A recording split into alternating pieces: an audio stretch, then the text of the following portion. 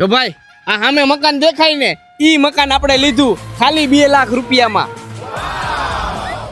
મકાન તો સારું છે પણ ભાઈ લાદી ઉખડી ગઈ છે અને આ બાજુ તારી ડેલી છે, ઓલી બાજુ કરિયાણાની દુકાન છે, આખું મકાન રિનોવેશન કરાવવું પડશે.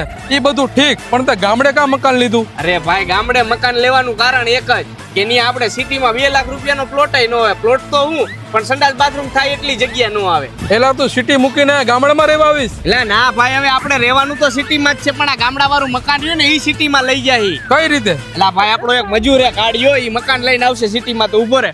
આ કાઢવો મકાન લઈને તું આવ સિટીમાં અમે જઈ.